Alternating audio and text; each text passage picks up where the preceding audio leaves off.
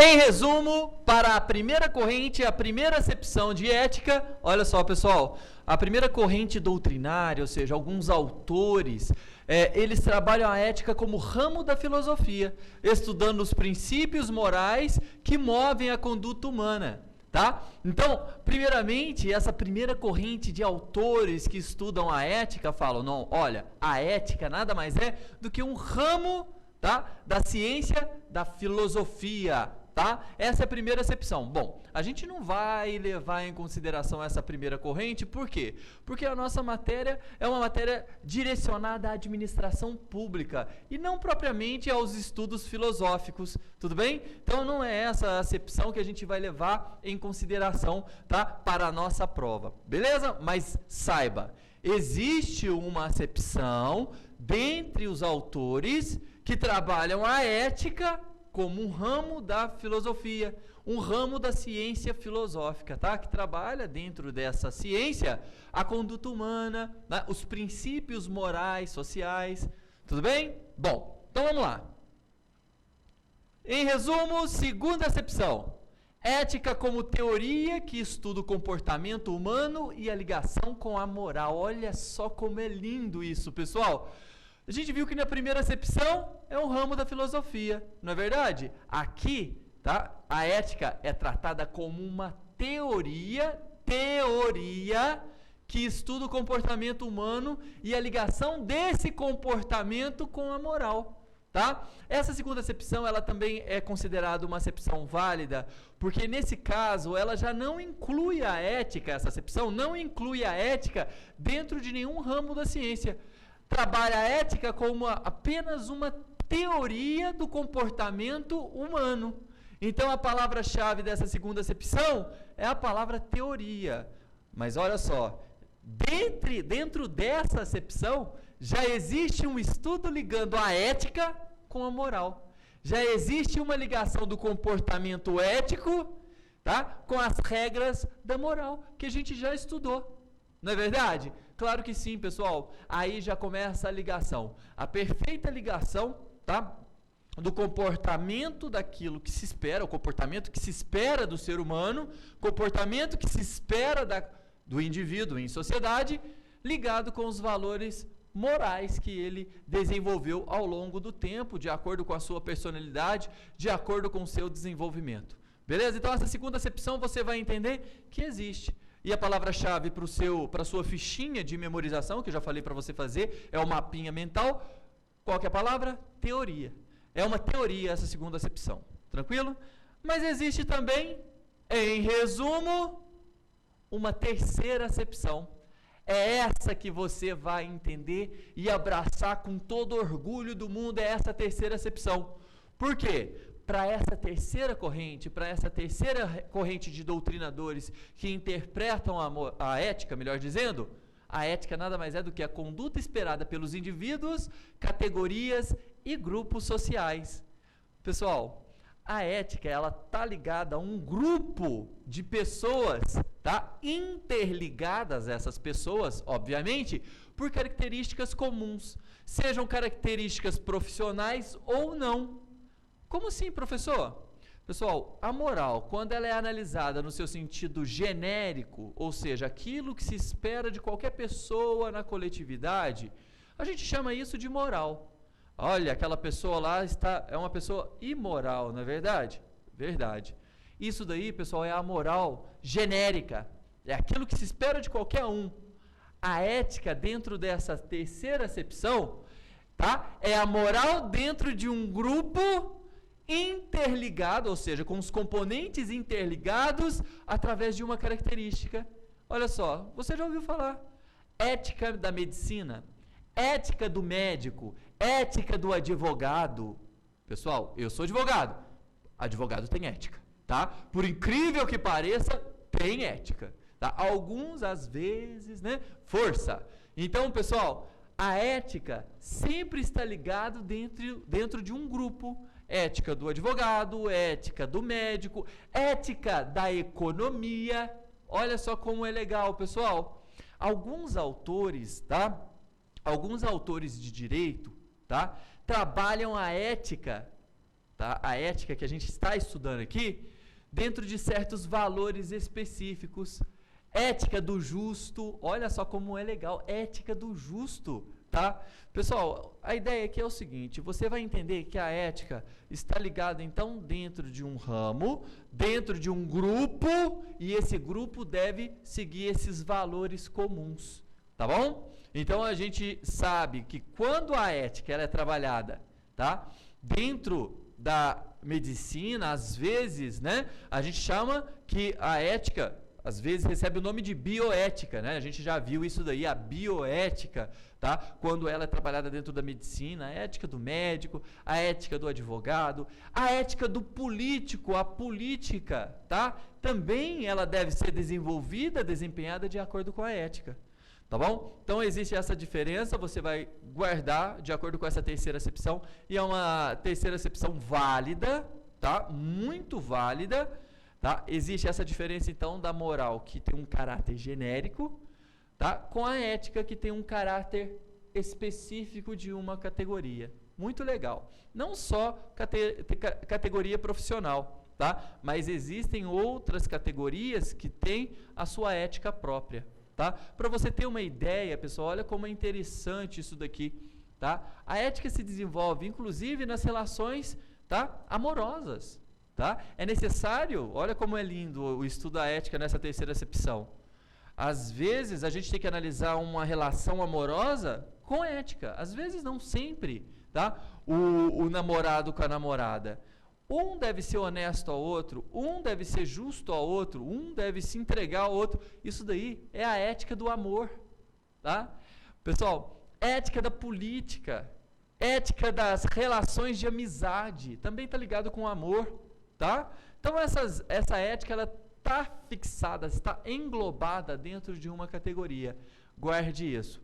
Você vai levar em consideração para a sua prova a segunda acepção e você vai levar em consideração para a sua prova a terceira acepção.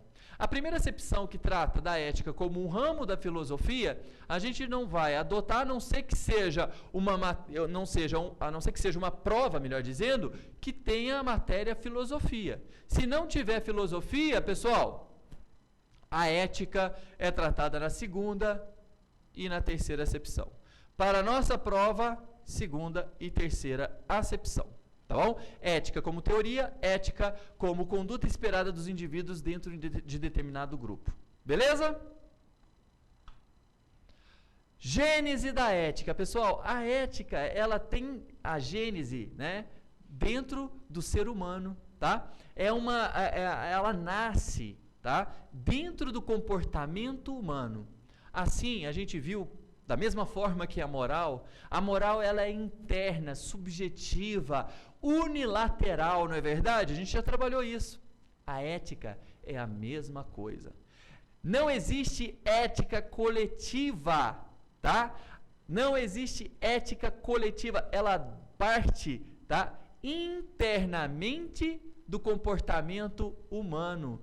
Então, olha só, quando eu falo que não existe ética coletiva, não é possível, por exemplo, tá, que determinada postura ética seja exigida pelo Estado através de leis, tá? Essa ética decorre do comportamento de determinado grupo em sociedade, tá? Não parte de uma imposição estatal. Da mesma forma que a moral, ela se desenvolve com o passar do tempo. Então, a ética da medicina, a ética do advogado, tá? Isso daí decorre do bom senso, aquilo que se espera do bom comportamento de um profissional da advocacia. O advogado, ele não pode utilizar do processo, do processo judicial para simplesmente prejudicar a outra parte. Existem advogados, pessoal, olha só, que entram com processo, entra com uma ação, melhor dizendo, processo, tá, é uma outra coisa, entra com uma ação judicial simplesmente para prejudicar a imagem da parte contrária. Bom, nesse caso, ele não está agindo de acordo com a ética do advogado, está violando o código de ética da OAB. Tá? Claro que, aí sim, se ele viola o código de ética, é porque o código de ética fixou algumas punições. Quando a gente fala em código de ética, A ética não nasceu de uma imposição legal. A lei simplesmente criou sanções, punições para aquele que descumpre a ética, tá, do advogado, no nosso caso, no nosso exemplo aí, tá? Mas a ética não nasceu do código, tá? O código de ética, ele simplesmente, tá, cria, estabelece punições para o profissional que viola a ética, tá bom? Então, guardem, pessoal. A ética, ela não nasce de código, ela nasce da moral, tá? Dos valores internos ou os valores de uma profissão ou de uma categoria, tá? Aquilo que se espera daquela categoria. Quando um dos componentes daquela categoria, tá, pratica um ato violando aqueles valores, tá, que nasceram daquela conduta social, aí sim vem o código de ética prevendo sanções, prevendo punições para aquele que violou aquela regra ética, aquela regra moral. Beleza? Por isso que a gente fala que a ética, ela tem natureza humana. Características principais da ética, pessoal, olha só que divertido, tá? Da mesma forma que a moral, a ética, ela sempre trabalha com premissas positivas. Como assim? Quando um determinado advogado, ele age de acordo com aquilo que a gente espera, tá, da sua conduta, quando ele age de acordo com condutas positivas, a gente fala, nossa, aquele advogado, ele é um advogado ético, né? Ele não é um advogado antiético. Por isso que a gente fala, pessoal, não existe a ética negativa. Quando alguém, tá? Quando um profissional, ele pratica uma atividade violando a ética de uma categoria, ele não praticou a ética negativa. Ele simplesmente praticou um ato antiético. Então não é possível a gente trabalhar a ética, tá, com situações que geram prejuízo para uma outra pessoa. Então, quando o advogado ele utiliza de suas artimanhas para passar o outro para trás, esse advogado, ele agiu de forma antiética, ou seja, uma situação contrária à ética. Mas essa postura desse advogado, que veio de encontro à ética, saibam, não tem nada a ver com a ética interna. A ética, quando a gente fala, olha como ele é ético, ela sempre trabalha com situações positivas, situações, tá, de benevolência, situações que trazem para a coletividade, para o próximo, situações boas, positivas. Tudo bem? Olha só, são pessoas alegres. Quando as pessoas são alegres, elas trabalham, elas desenvolvem atividades, tudo flui positivamente, tá? Você tem que ter ética com você também. Olha só, categoria, você tem que se respeitar.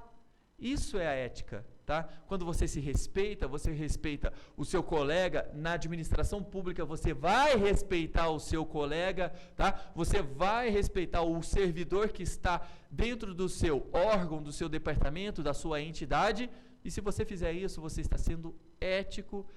Situações positivas nascerão disso daí, beleza? Segunda característica da ética, a ética antecede a positivação estatal. Pessoal, olha só, quando a gente fala que a ética antecede a positivação estatal, a gente fala o seguinte, eu já falei sobre isso, ela não nasce da lei. A lei, tá? A lei, ela é criada para proteger a ética. Então, quando uma lei ela é criada aplicando punição a um determinado servidor por ele ter praticado uma falta ética, essa falta ética ela já tem origem na sua formação moral, ou seja, na sua má formação moral. A positivação do Estado, ou seja, a criação de leis pelo Estado, serve simplesmente para punir de forma objetiva o servidor ou qualquer profissional, tá, que violou a regra da moral. Quando você pratica um ato imoral na administração pública, não é? Existe um código de ética prevendo uma sanção, uma punição para você, tá bom? Quando você pratica um ato imoral dentro de uma repartição pública, tá? Saiba, essa atividade decorre da sua má formação moral. Claro, gente, isso é um exemplo, né? Óbvio. Quando eu falo você, é um exemplo, óbvio, tá? Mas vem a lei e lhe aplica uma sanção. A positivação estatal, ou seja, a criação de leis, tá? A criação de leis decorre justamente, tá, de situações de proteção da ética que já teve origem, tá, internamente no ser humano de acordo com os valores da moral. Tranquilo? Beleza?